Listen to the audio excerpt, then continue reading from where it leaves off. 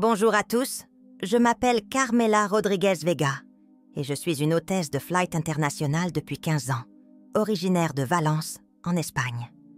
Oh mon Dieu, je n'ai jamais imaginé que je serais ici en partageant quelque chose d'aussi intime et transformateur que ce qui m'est arrivé il y a seulement 8 mois. La vérité est que je mets toujours la peau de poulet chaque fois que je me souviens de cette expérience qui a changé ma vie pour toujours. Une expérience où Jésus-Christ s'est manifesté d'une manière que je n'aurais jamais cru possible. Tout a commencé sur un vol de routine entre Madrid et Mexico. Nous avions déjà voyagé environ 4 heures quand, soudain, j'ai ressenti une douleur insupportable dans ma poitrine. Au début, je me suis dit « Allez pour Dieu !» Il doit être accumulé de stress ou de fatigue. Cependant, en quelques secondes, je me suis effondrée dans la salle de l'avion. Plus tard, je découvrirai que j'avais subi un arrêt cardiaque fulminant. La dernière chose dont je me souviens avant de « aller » était le visage de panique de ma partenaire Laura en hamas, criant pour un médecin à bord. Ensuite, l'obscurité. Mais cette obscurité, chers amis, n'a pas duré longtemps. Ce qui est venu plus tard, c'est une lumière, une présence et une rencontre que la science ne peut jamais expliquer, mais que mon cœur et mon foie reconnaissent instantanément comment la main de Dieu intervient dans ma vie. Pendant les 7 minutes, j'étais cliniquement mort, comme ils me l'ont dit plus tard. Mon âme a vécu ce qui semblait des jours dans une autre dimension. Il est difficile de l'expliquer avec des mots terrestres, mais je vais essayer de transmettre cette expérience profonde, aussi bien que possible. La Bible dit dans 2 Corinthiens 12, 2, « Je connais un homme en Christ, qui il y a 14 ans, il a été emmené dans le 3e ciel, si dans le corps ou à l'extérieur du corps, je ne sais pas. Dieu le sait. » Maintenant, je comprends parfaitement à quoi Paul a fait référence. Car j'ai également été emmenée dans un endroit qui n'appartient pas à ce monde. Un endroit où le temps et l'espace fonctionnent complètement différemment. La chose la plus choquante est que cette expérience n'a pas été un accident. Maintenant, je comprends que Dieu avait un but, que Jésus voulait me montrer quelque chose, transmettre un message qui n'était pas seulement pour moi, mais pour tous ceux qui ont des oreilles à entendre et à ressentir le cœur. Pendant longtemps, j'ai hésité à partager cette histoire. Me croirait-il? Penserait-il que je suis fou? Mais la foi m'a donné la force de surmonter ces peurs. En tant que psaume 27, 1. Le Seigneur est ma lumière et mon salut. Qui vais-je craindre? Je ne crains plus le jugement des autres, parce que ce que j'ai vécu était si réel, si vif et si transformateur, que ce serait une trahison de ma foi pour le garder pour moi. Je suis donc là, prêt à ouvrir mon cœur et à partager chaque détail de ma rencontre avec Jésus-Christ. Une réunion qui a non seulement revenu à la vie, mais m'a donné un but clair et une mission. Et peut-être, seulement peut-être, à travers mon témoignage, vous pouvez aussi ressentir un peu de cette présence divine qui m'a enveloppée et m'a montré qu'il y a beaucoup au-delà de ce que nos yeux peuvent voir et notre esprit comprendre. Parce que la Bible n'est pas seulement un livre d'histoires anciennes, c'est la promesse vivante d'un Dieu qui continue de se manifester aujourd'hui, ici et maintenant, à travers des expériences comme la mienne. Mon Dieu, lorsque j'essaie de décrire ce que j'ai vécu pendant ces minutes en dehors de mon corps, les mots échouent. Mais je ferai tout ce qui est possible pour transmettre cette expérience sacrée. La première chose que je ressentais était un sentiment de flottement, comme si soudainement, mon être avait libéré tous les liens terrestres. Quel grand soulagement! Il n'y avait pas de douleur, de soucis, ni de poids que nous portons parfois, sans s'en rendre compte. Et puis, il est apparu une lumière si brillante que j'aurais dû aveugler mes yeux. Mais à la place, cela m'a attiré comme un aimant puissant. Quand j'ai approché cette lumière, je pouvais distinguer une figure en son centre. Mon Dieu! C'était lui, c'était Jésus-Christ qui m'attendait à bras ouverts. Je n'avais pas besoin d'une présentation. Mon âme l'a reconnu instantanément. Son visage rayonnait d'un amour si pur et si parfait que j'ai ressenti à quel point toutes mes blessures émotionnelles ont été guéries juste pour la contempler. « Ma fille », m'a-t-il dit avec une voix qui semblait résonner non pas dans mes oreilles, mais directement dans mon cœur. « Tu es venue à moi avant ton temps, mais il y a quelque chose que tu dois voir et reprendre. » À cette époque, j'ai ressenti une paix divine que je n'avais jamais connue auparavant. En tant que Philippiens 4, 7, « Et la paix de Dieu qui dépasse toute compréhension gardera vos cœurs et vos pensées en Jésus-Christ. » Cette paix n'était pas une simple absence de problème. C'était une présence active et vibrante qui remplissait tous les coins de mon être. Jésus a pris ma main et, soudain, nous étions dans ce que je ne peux que décrire, comment le centre d'opération du ciel. C'était un endroit où je pouvais voir le passé, le présent et les fragments de l'avenir de l'humanité simultanément. Quel barbare! J'ai pu contempler le plan directeur de Dieu en déploiement comme une tapisserie infiniment complexe, mais parfaitement ordonnée. J'ai vu comment chaque vie, chaque décision, chaque phrase était entrelacée dans un design parfait. « Écoutez », m'a dit Jésus en pointant des modèles de lumière qui semblaient être représentés des vies humaines. « Chacun de ces fils de lumière est une personne, une âme pour laquelle j'ai versé mon sang. » J'ai regardé étonné de voir comment un peu intense, tandis que d'autres semblaient s'affaiblir. « Ce sont ces liens avec moi », a-t-il expliqué tristement. « Beaucoup s'éloignent, oubliant que la foi n'est pas une tradition, mais une relation vivante avec moi. » C'est alors que Jésus m'a montré quelque chose qui m'a laissé le souffle. J'ai vu comment le monde d'aujourd'hui est à un carrefour spirituel crucial. Les temps se raccourcissent, m'a-t-il dit avec un sérieux qui m'a frissonné à mon âme. Et beaucoup de mes enfants dormaient spirituellement, distraits par les préoccupations de ce monde. Il m'a montré comment la Bible avait prédit exactement les moments où nous vivons, citant Matthieu 24, 12. Et pour avoir multiplié le mal, l'amour de beaucoup se refroidira. Mais ce n'était pas un message de désespoir. Au contraire, il m'a montré comment chaque petit acte de foi, chaque prière sincère, chaque courage courageux crée des vagues de lumière qui combattent l'obscurité qui essaie de couvrir la terre. « J'ai besoin de messagers », m'a-t-il dit, en regardant directement dans les yeux, des gens qui ont vécu mon amour et n'ont pas peur de le partager. Le message de Jésus était clair et urgent. Dieu appelle un réveil spirituel en ce moment. Il m'a montré combien de personnes recherchent des réponses au mauvais endroit, alors que la vérité a toujours été dans sa parole. Dites-leur de revenir aux racines de leur foi. M'a-t-il commandé avec une intensité aimante qu'ils ouvrent la Bible, non pas comme un livre de règles, mais comme une lettre d'amour d'un père à ses enfants. J'ai vu comment ce message n'était pas seulement pour les croyants, mais surtout pour ceux qui ont perdu leur chemin ou qui n'ont jamais connu le véritable amour du Christ. Chaque âme est précieuse pour moi, m'a-t-il dit en me montrant des visages de personnes de toute race, âge et condition, et j'ai préparé un but unique pour chacun. Cette révélation m'a fait comprendre qu'il n'y a pas de coïncidence dans la vie.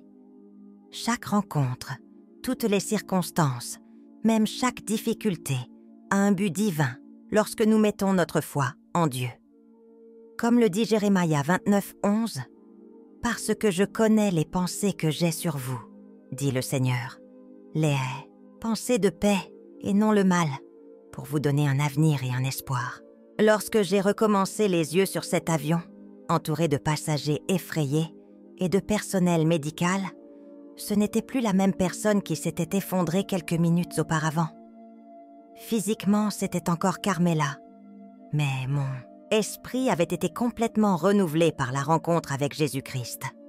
La première chose que j'ai dit, à la surprise de toutes les personnes présentes, était « Il m'a renvoyé ». Le médecin qui m'avait fait revivre pensait que j'étais désorientée, mais je n'avais jamais eu autant de clarté dans ma vie. Ma foi, qui était auparavant comme une petite flamme qui maintenait pour une tradition familiale, maintenant brûlait avec l'intensité d'un feu incontrôlable à l'intérieur de mon cœur. Les jours suivants à mon retour étaient difficiles à expliquer à ceux qui m'entourent. Comment mettre une telle expérience céleste en mots terrestres? Ma famille a immédiatement remarqué le changement. « Tu es différent », m'a dit ma sœur avec un mélange de curiosité et de préoccupation. Et il avait raison. La Bible le décrit parfaitement dans 2 Corinthiens 5,17. Donc, si quelqu'un est en Christ, la nouvelle créature est de vieilles choses. Se sont produites. Voici tous les nouveaux. Et donc, je me sentais comme une nouvelle création. Les choses qui m'inquiétaient avant, l'augmentation de mon travail, l'opinion des autres, les problèmes quotidiens, semblaient soudainement si insignifiants par rapport à l'éternité que j'avais entrevue avec Dieu. Mon échelle de valeur avait complètement changé. La chose la plus choquante était de réaliser comment j'ai vu les gens autour de moi maintenant. Ils n'étaient plus simplement des passagers, des compagnons ou des étrangers. Chaque visage se reflète pour moi une âme éternelle pour laquelle Jésus était mort. À chaque vol, à chaque échelle, j'ai commencé à voir des opportunités divines de partager même si c'était une petite partie de l'amour que j'avais vécu. Il ne s'agissait pas de donner des sermons ou d'imposer mes croyances, mais d'être véritablement présent pour les autres, d'écouter avec le cœur, de servir à partir d'un lieu d'amour authentique. Et, quelle surprise! Les gens le remarquent. Il y a quelque chose de spécial en vous, m'a dit des passagers. Qu'est-ce qui vous rend si différent? Et ces questions sont devenues des portes ouvertes pour parler de mon expérience, pour partager comment Dieu avait transformé ma vie. Ma relation avec la Bible a également changé profondément. Avant de le lire par obligation, comme qui passe en revue un ancien manuel. Maintenant, chaque mot a pris vie, a résonné avec la voix qu'il avait entendue dans le ciel. Des passages qui m'ignaient auparavant m'ont maintenant parlé directement au cœur. Comme le dit le psaume 119, 105. Lampe est à mes pieds et lumute sur mon chemin. Cette lumière a été guidée dans chaque décision, à chaque carrefour. J'ai commencé à me lever plus tôt chaque jour pour me plonger dans les Écritures, pour prier avec une intensité que je n'avais jamais connue auparavant.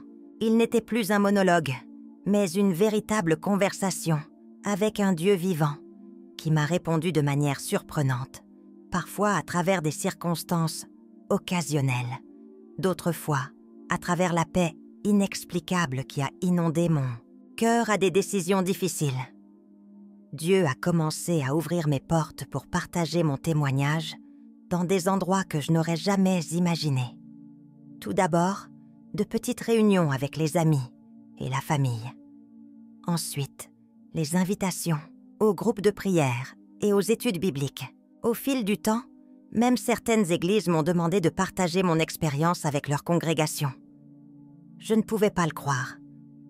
Moi, qui avais toujours été timide de parler en public, j'ai maintenant trouvé les mots coulants naturellement quand il parlait de Jésus-Christ et de ce qu'il avait vu. Comme le dit Acte 80, parce que nous ne pouvons pas arrêter de dire ce que nous avons vu et entendu. C'était exactement ma situation. Je ne pouvais pas faire taire ce que j'avais vécu. C'était comme un feu qui brûlait dans mes os et devait être partagé. La plus belle chose à propos de cette transformation est qu'elle n'a pas disparu au fil du temps. 8 mois se sont écoulés depuis cette expérience et, loin de diminuer, ma foi et ma passion pour Dieu continuent de croître chaque jour.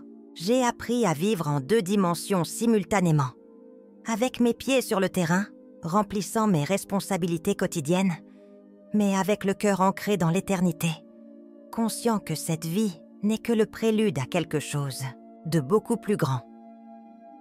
Comme le dit Colossiens 3, 2, « Regardez-la dans les choses ci-dessus, pas dans celles de la terre. » Cette nouvelle perspective a même transformé mon travail d'hôtesse. Maintenant, je vois chaque vol comme une mission divine. chaque interaction comme une opportunité de refléter même un peu l'amour du Christ. Et le plus incroyable est que plus je partage cet amour, plus il se multiplie en moi. C'est comme si Dieu renouvelait constamment ce feu intérieur afin qu'il ne s'éteint jamais, de sorte qu'il reste léger dans un monde qui en a tellement besoin. S'il y a quelque chose que j'ai appris dans ma propre chair au cours de cette expérience extraordinaire, c'est que la foi n'est pas simplement un concept abstrait ou une tradition héréditaire. C'est une puissance lorsque tout le reste s'effondre. À ce moment critique, lorsque mon cœur a cessé de battre et que la médecine moderne a fait tout son possible pour me ramener, c'est ma connexion avec Jésus-Christ qui m'a vraiment gardé ancré à l'espoir. Savez-vous, c'est en tant qu'Hébreux 11, 1, c'est donc la foi de la certitude de ce qui est attendu, la conviction de ce qui n'est pas vu. J'ai vécu cette certitude littéralement, en voyant l'invisible, touchant l'intangible. Et cela a changé ma perspective pour ce que cela signifie de traverser des moments difficiles. Quand j'ai partagé mon témoignage avec un groupe de personnes qui traversaient des situations compliquées, maladie, perte, crise économique, une femme m'a demandé « Comment puis-je garder la foi quand tout semble mal tourner ?» J'ai répondu avec ce que j'avais appris directement de Jésus. La FOI est comme un muscle renforcé avec l'exercice quotidien. Il ne s'agit pas d'avoir une foi parfaite depuis le début, mais de la cultiver jour après jour, de la nourrir avec la parole de Dieu, de la renforcer dans la prière et de l'exercer dans de petites décisions quotidiennes. Comme le Seigneur m'a montré, même une petite foi, la taille d'un grain de moutarde, peut déplacer des montagnes lorsqu'elle est mise dans le bon Dieu. Ce qui compte n'est pas tant le montant de notre foi, mais en qui nous le déposons. Et quand nous le déposons en Dieu, il est fidèle pour nous faire traverser les eaux les plus turbulentes, comme promis dans Ésaïe 43. 2. Lorsque vous passez par les eaux, je serai avec vous. Et si pour les rivières, ils ne vous inonderont pas. Une autre leçon fondamentale que je veux les partager concerne la réalité de la vie après la mort. Dans notre société moderne, nous avons développé un étrange silence autour de cette question, comme si nous n'en parlions pas pourrait en quelque sorte l'éviter. Comme nous nous trompons. Ce que j'ai vu et vécu clairement, que notre existence ne se termine pas par notre dernier souffle terrestre. Au contraire, ça commence. La Bible ne ment pas quand elle dit dans 2 Corinthiens 5, 8 « Mais nous facturons les encouragements et nous préférons absenter du corps et être présents avec le Seigneur. » Cette présence est réelle, encore plus que ce que nous vivons ici avec nos 5 sens limités.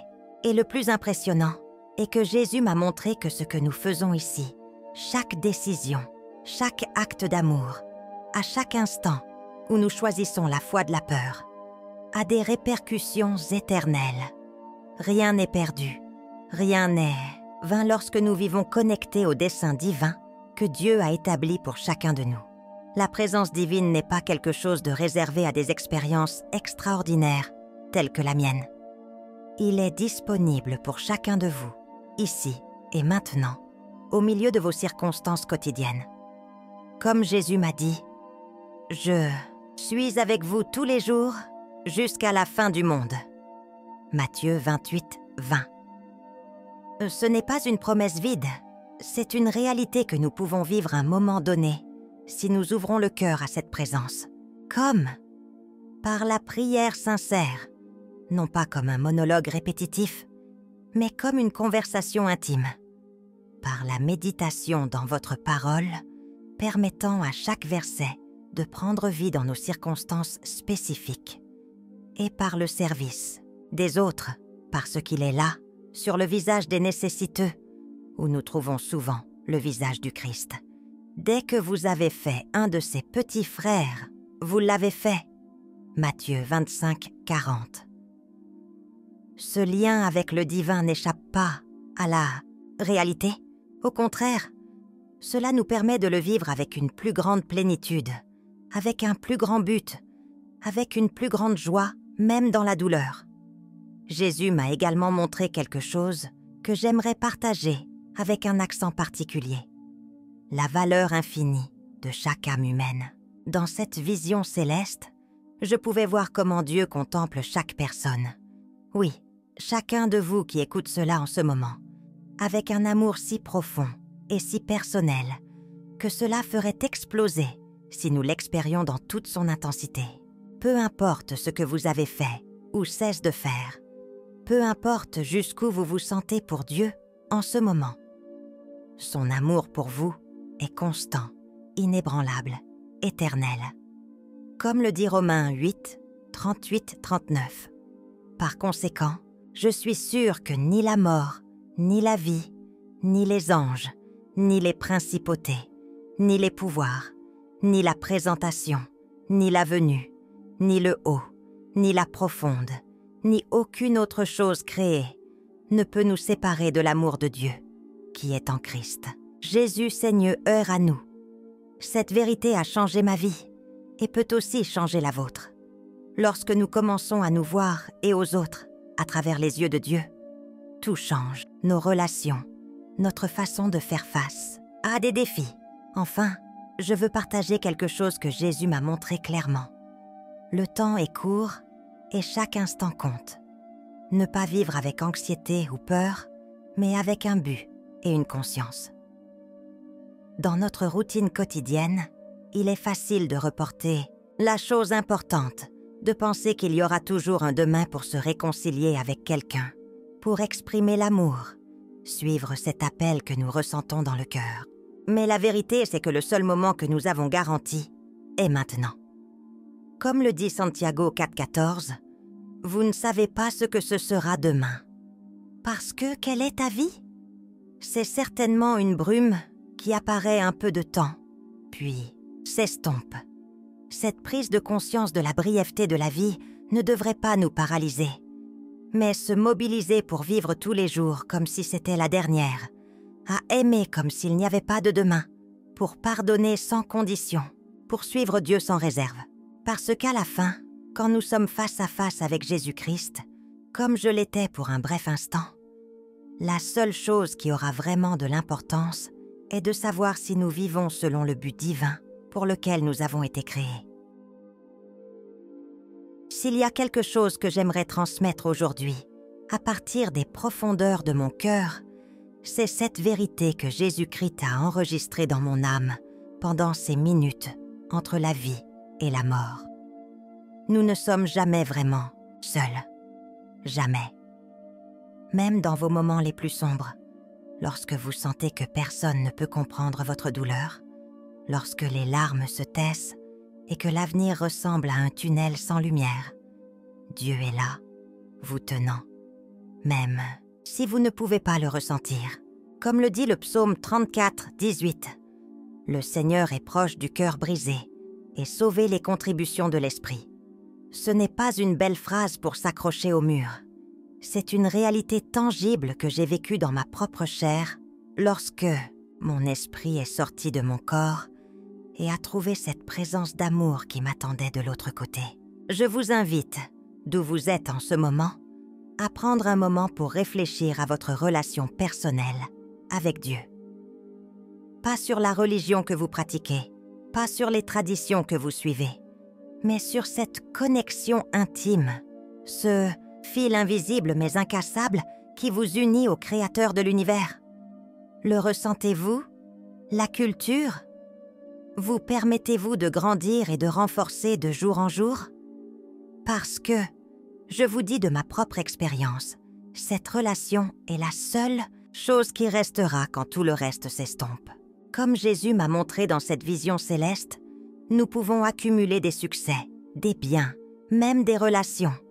Mais en fin de compte, la seule chose que nous porterons avec nous est ce lien que nous avons construit avec Dieu tout au long de notre vie. La Bible l'exprime clairement dans Matthieu 6, 19, 20. « Ne faites pas de trésors sur terre, où le papillon et l'urine se corrompent, et où les voleurs minants et volent, mais faites des trésors dans le ciel, où ni le papillon ni l'urine ne corrompent, et où les voleurs ne sapent pas ou ne volent pas. Vous pensez peut-être: il est facile pour vous de parler comme ça après ce que vous avez vécu, mais je n'ai pas eu une expérience aussi extraordinaire. Et vous avez raison. Mon expérience a été un cadeau immérité, une grâce spéciale que Dieu m'a accordée pour des raisons que je découvre encore. Mais savez-vous quoi? Vous n'avez pas besoin de mourir pour rencontrer Jésus. Il vous cherche activement, appelant doucement la porte de votre cœur à ce moment précis. Comme le dit Apocalypse 3:20, « Voici, je suis à la porte et j'appelle. Si quelqu'un entend ma voix et ouvre la porte, je vais entrer et je vais dîner avec lui et lui avec moi. » Cette invitation est ouverte pour tous, sans exception. Peu importe ce que vous avez fait ou arrête de faire, peu importe jusqu'où vous ressentez Dieu. Son amour est plus grand que n'importe quelle distance que vous avez parcourue dans la direction opposée à lui. C'est plutôt un pas confié aux bras ouverts d'un Père qui a déjà démontré son amour pour nous de la manière la plus énergique possible, donner son Fils pour notre salut. Comme le dit Jean 3,16, peut-être le verset le plus connu de la Bible. « Parce que Dieu aimait le monde, qui a donné son seul Fils engendré, de sorte que tous ceux qui croient en lui ne se perdent pas, mais qui ont la vie éternelle. » Cette vérité est devenue si réelle pour moi au cours de mon expérience que je pouvais presque le toucher.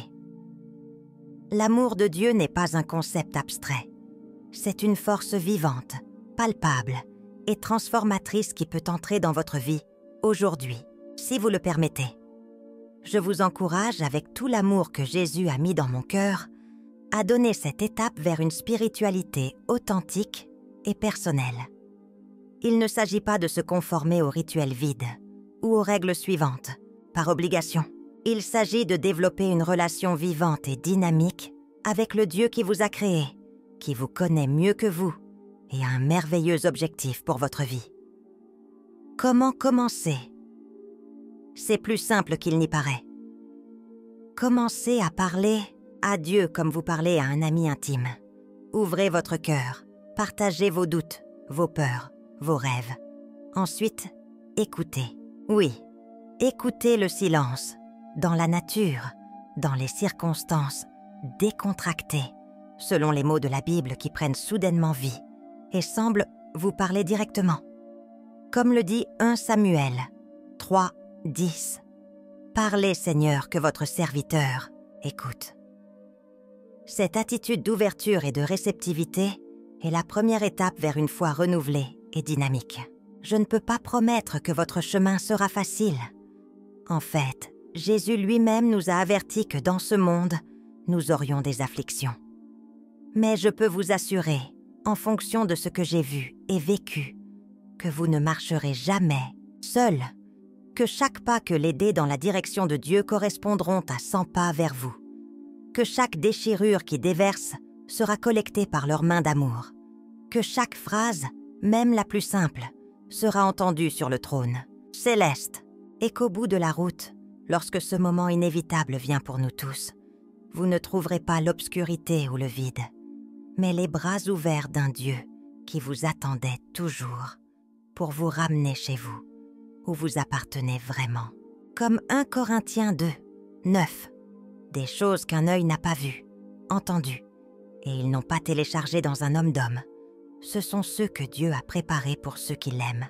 Cette promesse, mes amis, est plus réelle que tout ce que nous pouvons voir ou jouer dans ce monde des passagers.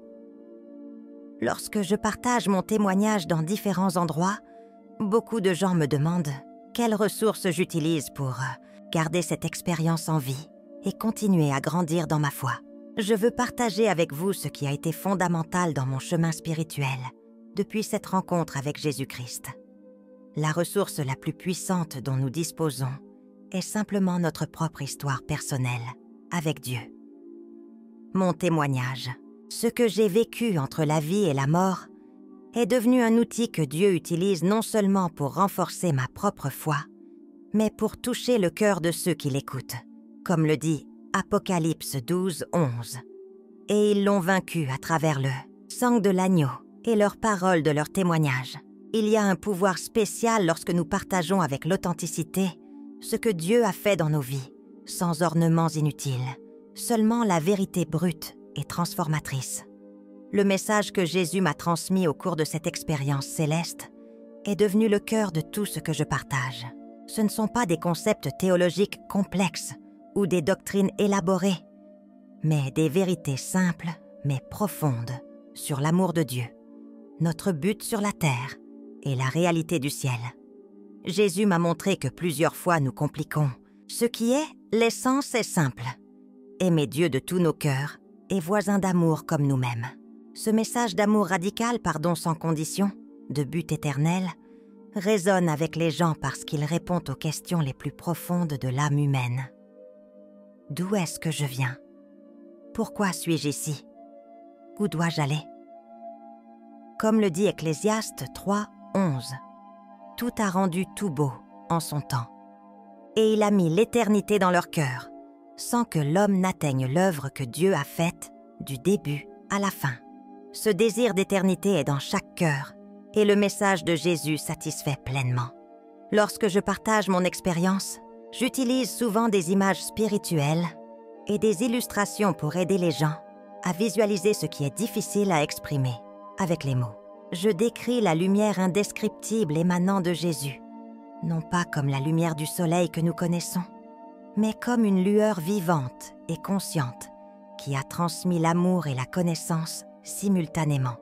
Je parle des couleurs que j'ai vues dans le ciel, des nuances qui n'existent pas dans notre spectre terrestre.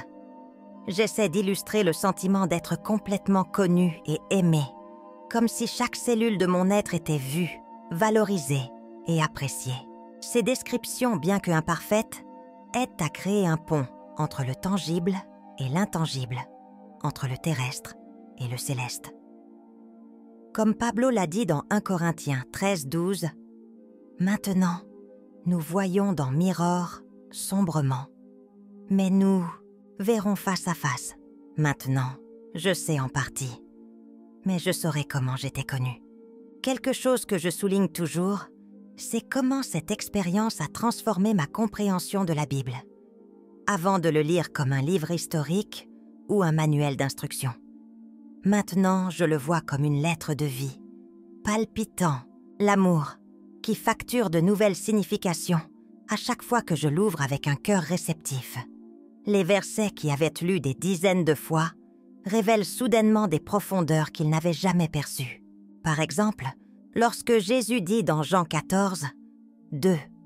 Dans la maison de mon Père, il y a beaucoup de logements. Si c'est le cas, je vous l'aurais dit. Je vais donc préparer une place pour vous. » Maintenant, je comprends que vous ne parlez pas simplement d'un endroit physique, mais d'état de conscience, de niveau d'intimité avec Dieu, d'expérience de leur présence qui sont spécifiquement préparées à chacun de nous. Cette révélation continue à travers les Écritures est l'une des ressources les plus précieuses que je puisse partager avec d'autres croyants qui veulent approfondir leur foi. En plus du témoignage personnel, la messagerie de Jésus et les illustrations spirituelles, une autre ressource puissante que je partage est l'importance de la communauté de la foi. Après mon expérience, j'ai compris que nous ne sommes pas conçus pour marcher seuls dans notre journée spirituelle. Nous avons besoin d'autres croyants qui nous encouragent, nous défient et nous tiennent dans des moments difficiles, comme Hébreux 10, 24, 25. Et considérons-nous pour stimuler l'amour et les bonnes œuvres, ne pas cesser de se rassembler, comme certains ont l'habitude, mais nous exhortons. Et plus vous voyez que ce jour approche, cette communauté peut prendre plusieurs formes. Une église locale, un petit groupe d'études bibliques, même des amitiés spirituelles qui nous accompagnent sur une base de jour à jour. L'important est que nous n'essayons pas de vivre notre foi isolément, car c'est dans la relation avec les autres où nous vivons souvent l'amour de Dieu plus tangiblement. À ma manière de partager cette expérience avec Jésus-Christ, beaucoup de gens m'ont demandé comment ce que je vivais avec d'autres expériences spirituelles ou religieuses est comparer. C'est une question compréhensible, car nous cherchons tous à comprendre et à contextualiser l'inconnu. La première chose que je clarifie toujours, c'est que mon témoignage n'a pas l'intention d'invalider ou de réduire les expériences spirituelles des autres. Dieu est infiniment créatif dans la manière dont il révèle ses enfants. Et comme Jean 3, 8, le vent souffle d'où il veut, et vous entendez son son. Mais vous ne savez même pas d'où il vient, ni d'où il va. C'est quiconque est né de l'esprit. Mon expérience n'est qu'une petite fenêtre sur une réalité beaucoup plus vaste que n'importe lequel d'entre nous ne peut comprendre complètement. Cependant, il y a des éléments distinctifs dans ma rencontre avec Jésus qui contrastent avec quelques idées populaires sur la vie après la mort. Contrairement à la vague notion de « une lumière au bout du tunnel » ou une sensation de paix nébuleuse, ce que j'ai vécu était une rencontre personnelle, intime et transformatrice avec un être vivant et conscient. Ce n'était pas une énergie impersonnelle ou une force cosmique. C'était Jésus-Christ, avec une personnalité définie, avec des émotions, avec une intelligence et un amour qui dépassent toute compréhension humaine. Cette distinction est importante, car elle nous rappelle que la foi biblique n'est pas simplement un système de croyances ou un code moral, mais une relation personnelle avec le Dieu vivant. Comme Jean 17, 3. « Et c'est la vie éternelle, qu'ils vous connaissent, le seul vrai Dieu, et Jésus-Christ que vous avez envoyé. » J'ai également remarqué des différences significatives entre mon expérience et certaines pratiques spirituelles qui recherchent l'élévation de la conscience à travers des techniques spécifiques ou des états modifiés. Ce que j'ai vécu n'était pas le résultat d'un exercice spirituel, de la méditation ou du rituel que j'aurais pratiqué. C'était un acte souverain de Dieu, complètement inattendu et immérité. La Bible met l'accent sur cette initiative divine dans notre salut, quand elle dit dans Éphésiens 2, 8, 9 « Parce que par grâce, vous êtes sauvés par la foi.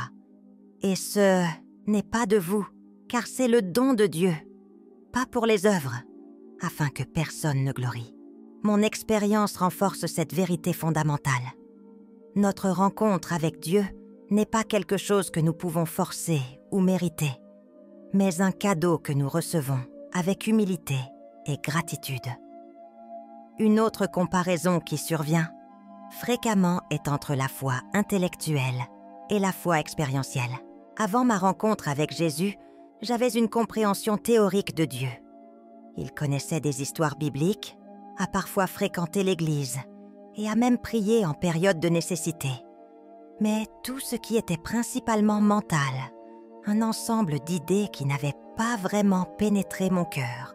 Ce que j'ai vécu au cours de mon expérience presque de la mort a transformé cette foi théorique en une réalité palpable et palpable qui imprègne désormais tous les aspects de mon existence. C'est comme la différence entre la lecture de l'amour et l'expérience. 1 Jean 3, 8. Mes enfants, n'aimons pas la parole ou la langue, mais en fait et vraiment. De la même manière, ma foi n'est plus seulement dans la parole ou la pensée, mais l'expérience vécue. J'ai également observé comment mon témoignage contraste avec la vision matérialiste prédominante dans notre société. Nous vivons dans un monde qui nous dit constamment que la seule vraie chose est ce que nous pouvons voir, toucher, mesurer et quantifier. Le spirituel, s'il était reconnu, relègue à l'arrière-plan, comme quelque chose de subjectif ou même d'imaginaire. Mon expérience conteste frontalement cette vision du monde réductionniste. Ce que j'ai vu et vécu dans ces minutes à l'extérieur de mon corps était plus réel, pas moins, que la réalité physique que j'ai retournée. Les dimensions spirituelles ne sont pas moins concrètes, car elles sont invisibles pour nos yeux physiques. Comme le dit 2 Corinthiens 4, 18. « Ne pas regarder les choses qui sont vues, mais celles qui ne sont pas vues. Eh bien, les choses qui sont vues sont temporaires, mais celles qui ne sont pas vues sont éternelles. » Cette perspective inversée, où l'invisible est plus durable et significatif que le visible, a complètement réorienté ma façon de voir la vie. Enfin, Je veux comparer brièvement mon expérience avec la promesse biblique de la résurrection. Bien que j'étais mort pendant quelques minutes, ce que j'ai vécu n'était pas la résurrection finale que la Bible promet aux croyants. C'était plutôt un regard, une avance de ce qui est à venir. Comme le dit 1 Corinthiens 15, 51-52. Voici, je vous dis un mystère.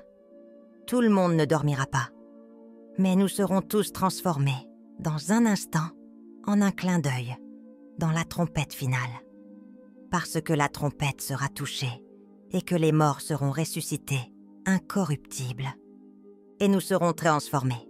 Mon expérience a été temporaire, limitée, et finalement j'ai dû retourner dans ce corps mortel. Mais cela m'a donné une sécurité inébranlable, que la promesse de Dieu est vraie. Un jour, nous tous qui avons mis notre foi en Christ, vivrons une résurrection complète, permanente et glorieuse, où nous verrons Dieu face à face, non pas un instant, mais pour toute l'éternité. Mon expérience proche de la mort et ma rencontre personnelle avec Jésus-Christ n'étaient pas des événements isolés qui n'ont que la pertinence dans le domaine spirituel ou religieux. Au contraire, ils ont profondément transformé ma vie quotidienne, me fournissant des exemples pratiques que je partage régulièrement avec ceux qui écoutent mon témoignage. L'exemple central, bien sûr, est ma propre transformation. Avant cette expérience dans l'avion, j'ai vécu une vie qui pourrait être considérée comme normale. J'ai travaillé comme hôtesse, j'ai eu mes relations sociales, j'ai apprécié mes passe-temps et, de temps en temps, j'ai assisté à l'église par la tradition familiale. Ma foi était superficielle, comme un costume qui m'a mis le dimanche et a gardé le reste de la semaine. Après ma rencontre avec Jésus, tout a changé. Mon travail d'hôtesse, que j'ai déjà vu comme un moyen de gagner sa vie et de connaître le monde, est devenu un ministère quotidien. Chaque vol est devenu l'occasion de servir avec amour, d'être attentif aux besoins, non seulement physiques, mais aussi émotionnels et spirituels des passagers. Je me souviens particulièrement d'un vol pour Buenos Aires, lorsqu'un grand passager était visiblement en détresse pour voler. Au lieu de simplement lui offrir un verre d'eau et de continuer avec ma routine, je me suis assis à côté d'elle pendant mon repos. J'ai entendu son histoire. Elle avait récemment perdu son mari et voyagé pour rencontrer sa fille. Et je pouvais partager des paroles de réconfort qui venaient directement de ce qu'elle avait appris dans mon expérience avec Dieu. À la fin du vol, il m'a serré dans ses bras avec des larmes aux yeux et a dit « Vous m'avez non seulement aidé à surmonter la peur de voler, mais vous m'avez donné de l'espoir de continuer à vivre. » Ce type de rencontre confirme ce que Jésus m'a montré, que chaque interaction humaine a le potentiel d'être un point de contact avec le divin. Un autre exemple pratique que je partage fréquemment a à voir avec la façon dont je fais maintenant face aux difficultés et aux défis de la vie. Il y a environ 3 mois, j'ai appris que mon père avait reçu un diagnostic de cancer. Avant mon expérience, cette nouvelle m'aurait complètement dévastée, me plongeant dans le désespoir et la peur. Alors que je ressentais une tristesse naturelle, ce qui a prévalu était une paix inexplicable et une profonde certitude que, quel que soit le résultat, mon père et moi étions entre les mains d'amour de Dieu. Cette certitude ne découle pas d'un optimisme naïf, mais d'avoir personnellement vu et vécu l'amour et les soins de Jésus. En conséquence, je pourrais être présent pour mon père d'une manière qui n'aurait pas été possible auparavant. Forte quand j'avais besoin de force, vulnérable quand j'avais besoin de partager sa douleur et de pointer toujours l'espoir que cela transcende même la mort physique. La foi née de mon expérience n'a pas éliminé le problème, mais a complètement transformé ma façon de faire face. La façon dont je gère maintenant mes finances et mes biens matériels est un autre exemple tangible de l'impact de mon expérience. Jésus m'a clairement montré que tout ce que nous avons est temporaire et nous a été donné pour l'administrer avec sagesse et générosité. Avant, une grande partie de mon salaire destiné à acheter des choses que je croyais me rendrait heureuse ou me donnerait un statut. Maintenant, j'ai considérablement simplifié mon style de vie et j'ai établi une priorité pour utiliser mes ressources pour bénir les autres. J'ai commencé à soutenir régulièrement une organisation qui travaille avec des enfants orphelins en Amérique du Sud et j'ai créé un fonds pour aider les co-travailleurs qui subissent des difficultés économiques. La joie qu'il a vécue en donnant de façon altruiste est incomparable avec la satisfaction temporelle qui m'a été donnée. Comme Jésus le dit dans Actes 20:35, « Plus béni, c'est donner à recevoir ». Avant qu'ils ne soient juste des mots, pour moi. Maintenant, c'est une réalité qui fait constamment l'expérience. Ma relation avec le temps a également radicalement changé, et c'est peut-être l'un des exemples les plus pratiques que je puisse partager.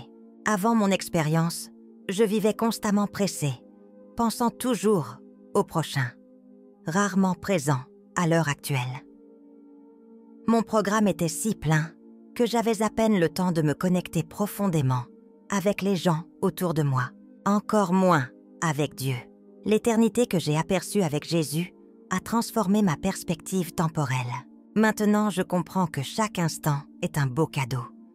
Une opportunité unique qui ne reviendra pas. J'ai appris à pratiquer ce que j'appelle la présence sacrée. Être complètement présent où je suis, avec qui je suis. Attentif à ce que Dieu pourrait faire à ce moment précis. Cela a signifié réduire les engagements inutiles, apprendre à dire non sans se sentir coupable et passer du temps chaque jour à se taire devant Dieu, nourrissant cette relation que j'ai découverte est le cœur de tout. Comme le dit le psaume 46, 10, « Restez immobile et sachez que je suis Dieu ». Enfin, mon témoignage est devenu un exemple pratique de la puissance transformatrice de Dieu. Lorsque je partage mon expérience, je ne le fais pas pour attirer l'attention sur moi, mais pour montrer ce qui est possible lorsque nous ouvrons à la réalité divine qui nous entoure constamment. J'ai vu à quel point les gens sceptiques commencent à remettre en question leur budget matérialiste, comment les croyants nominaux redécouvrent la vitalité de leur foi et comment les blessés trouvent l'espoir dans la possibilité d'un amour qui transcende toutes les barrières humaines. Un jeune étudiant universitaire qui a écouté mon témoignage lors d'une conférence m'a écrit des mois plus tard. « Votre histoire a planté une graine en moi qui ne m'a pas laissé tranquille. J'ai commencé à enquêter, à lire la Bible, avec de nouveaux yeux, et enfin de prier pour demander à Dieu de me révéler si cela existait vraiment. Ce qui s'est passé depuis lors a complètement changé ma vie. Des témoignages comme celui-ci confirment que Dieu utilise mon expérience comme un pont pour que les autres découvrent leur propre chemin vers une foi vivante et transformatrice. Un aspect fondamental que je souligne toujours dans mes pourparlers est l'importance de la prière comme un outil essentiel pour renforcer notre connexion spirituelle. Lorsque je suis revenue de mon expérience avec Jésus-Christ, la prière a cessé d'être un monologue répétitif ou une liste de demandes. Il est devenu un dialogue vivant, une communion intime avec un Dieu personnel qui écoute et répond. Je partage des clés qui ont révolutionné ma vie de prière. Premièrement, commencer par la gratitude, reconnaissant les bénédictions reçues avant de présenter les demandes. Comme le dit 1 Thessaloniciens 5, 16-18.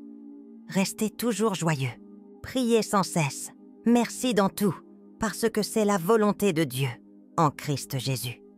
Deuxièmement, incluez les temps de silence à écouter, pas seulement pour parler. La voix de Dieu est souvent un murmure doux en nous, et nous avons besoin de notre esprit pour le percevoir. Troisièmement, priez avec la Bible ouverte, permettant aux mots inspirés de guider nos prières et de leur donner de la profondeur. Quelque chose qui a radicalement changé après mon expérience était ma compréhension de la vie éternelle. Avant de le voir comme un concept abstrait, quelque chose de distant qui se produirait dans un avenir indéterminé. Maintenant, je comprends que la vie éternelle n'est pas simplement une durée infinie. C'est une qualité de vie, une dimension d'existence que nous pouvons commencer à expérimenter ici et maintenant. Jésus l'a clairement exprimé dans Jean 17, 3, quand il a dit « Et c'est la vie éternelle, qu'ils vous connaissent, le seul vrai Dieu, et Jésus-Christ, que vous avez envoyé. Cette perspective transforme complètement la façon dont nous vivons tous les jours. Nos décisions, nos priorités, nos relations acquièrent une profondeur et un but qui transcendent le simple temporaire. Je vous encourage à réfléchir quotidiennement sur cette vérité. Nous ne traversons pas simplement ce monde. Nous nous préparons à une réalité éternelle pendant que nous avons un impact éternellement sur les vies qui nous entourent. Une ressource inestimable que j'ai découverte après mon expérience a été le pouvoir du jeûne combiné à la prière. Je ne me réfère pas nécessairement à l'abandon de la nourriture, bien que cela puisse également être très puissant, mais pour séparer intentionnellement certains conforts ou distractions pour se concentrer plus pleinement sur Dieu. Dans notre monde hyper connecté, parfois un rapide numérique, se déconnecter des réseaux sociaux, des nouvelles ou des divertissements pour une certaine période peut créer l'espace nécessaire pour une communion plus profonde avec Dieu.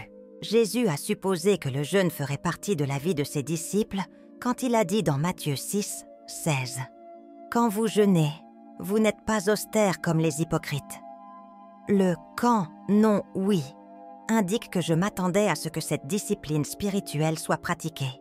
J'ai découvert que ces temps d'approche intensifiés en Dieu apportent souvent de la clarté, de la direction et un niveau plus profond d'intimité spirituelle.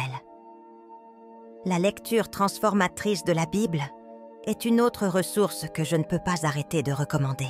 Après ma rencontre avec Jésus, les Écritures ont pris vie d'une manière que je n'avais jamais connue. Je partage ma méthode de lecture, que j'ai appelée « The 4P ». Pause. Prenez un moment pour calmer mon esprit et mon cœur avant de lire. Je demande au Saint-Esprit de me guider dans la compréhension. Je m'approfondis. Lisez lentement, réfléchissez à chaque mot et à chaque phrase, non se hurlement pour les informations, mais pour la transformation. Et je personnalise. Demande comment ce texte s'applique spécifiquement à ma vie aujourd'hui.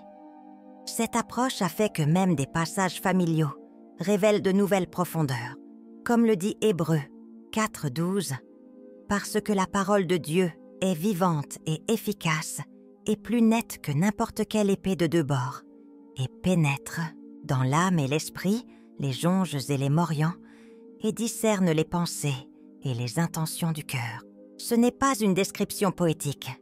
C'est une réalité que nous pouvons vivre chaque fois que nous abordons les Écritures, avec un cœur ouvert et réceptif. Enfin, je veux partager l'importance de trouver une communauté de foi authentique, où nous pouvons grandir aux côtés d'autres croyants. Après mon expérience, j'ai compris que le jour spirituel n'est pas conçu pour le parcourir seul. Nous avons besoin d'autres qui nous encouragent lorsque nous faiblissons, qui nous défient lorsque nous nous contentions, pour célébrer avec nous les avancées et nous tenir dans des moments difficiles. Comme le dit Proverbe 27:17, « Le fer avec du fer aiguisé, et l'homme aiguise le visage de son ami. » Cette communauté peut être une église locale, un petit groupe d'études bibliques, ou même un cercle intime d'amis avec lesquels nous pouvons être complètement transparents sur notre vie spirituelle. L'important est que nous n'essayons pas de vivre notre foi isolée, car c'est dans la communauté où nous vivons souvent l'amour et la présence de Dieu. Je vous encourage à rechercher intentionnellement ces liens et à investir dans eux, sachant qu'ils sont un don divin pour notre croissance spirituelle et bien. En atteignant la fin de mon témoignage, je veux souligner ce que je considère comme l'essence de tout ce que j'ai partagé avec vous. L'invitation à vivre selon les principes divins et à cultiver une foi vivante et active chaque jour. Mon expérience avec Jésus-Christ n'était pas seulement pour mon bénéfice personnel. C'était un appel à partager cette vérité transformatrice avec tous ceux qui sont prêts à écouter. La vie terrestre, avec ses joies et ses défis, acquiert un sens complètement nouveau lorsque nous le vivons à la lumière de l'éternité. Comme le dit Colossiens 3:2, « Regardez-la dans les choses ci-dessus, pas dans celles de la terre. » Cette perspective élevée ne nous rend pas moins efficaces dans nos responsabilités quotidiennes. Au contraire, cela nous permet de les accomplir avec un but plus clair et une paix plus profonde. Le message que j'ai reçu lors de ma rencontre avec Jésus était clair. Nous vivons des moments cruciaux dans l'histoire spirituelle de l'humanité. Nous n'avions jamais eu autant de distractions en concurrence pour notre attention. Tant de voix contradictoires, criant pour notre loyauté. Au milieu de ce bruit constant, la voix douce mais puissante de Dieu continue de nous appeler une relation personnelle avec lui. C'est pour tout le monde. Comme Jésus m'a montré, chaque âme est infiniment précieuse aux yeux de Dieu, et il travaille sans relâche pour nous attirer vers son amour. Ma recommandation la plus sincère est qu'ils répondent à cet appel pour ouvrir leur cœur à la possibilité d'une relation transformatrice avec le Créateur de l'univers. La pratique quotidienne de la foi ne doit pas être compliquée. Cela commence par des décisions simples. Pour supprimer du temps chaque jour pour la prière et la lecture de la Bible, rechercher la volonté de Dieu dans toutes les décisions importantes, traiter les autres avec l'amour et le respect qu'ils méritent comme des créations divines, pardonner comme en nous avons été pardonnés. Ces pratiques quotidiennes, apparemment simples, ont le pouvoir de transformer progressivement toute notre vie. En tant que Romains 12, 2. Ne conformez pas à ce siècle, mais transformez-vous par le renouvellement de votre compréhension, afin que vous puissiez vérifier quelle est la bonne volonté de Dieu, agréable et parfaite. Cette transformation ne se produit pas du jour au lendemain. C'est un processus continu de croissance spirituelle et de maturation qui dure toute une vie. Je veux conclure avec une invitation personnelle à chacun de vous. Si mon témoignage a résonné dans votre cœur, si vous avez éveillé des questions ou des préoccupations spirituelles, ne l'ignorez pas. Cet écho intérieur pourrait être le murmure de Dieu, en l'appelant à une relation plus profonde avec lui. Il peut s'agir de rechercher plus d'informations, de parler à un croyant mature, de lire les évangiles avec un esprit ouvert, ou simplement d'offrir une prière sincère disant « Dieu, si vous êtes réel, montre-moi. » Comme Jésus l'a promis, dans Matthieu 7, 7-8, « Demande, et vous vous recevrez. Recherchez, et vous trouverez. Appelez, et s'ouvrira. Parce que quiconque demande, reçoit. Et celui qui cherche, trouve. Et qui appelle, s'ouvrira. » C'est une promesse que j'ai prouvée dans ma propre vie et qui est toujours valable pour tous ceux qui abordent Dieu avec sincérité de cœur. Mon désir le plus profond est que ce témoignage n'est pas simplement une histoire intéressante, qu'ils écoutent et oublient, mais une graine qui germe dans leur cœur et produit des fruits éternels. Que Jésus lui-même qui m'a trouvé entre la vie et la mort, qui m'a montré son amour incomparable et m'a renvoyé avec un but, a touché leur vie personnellement et transformativement.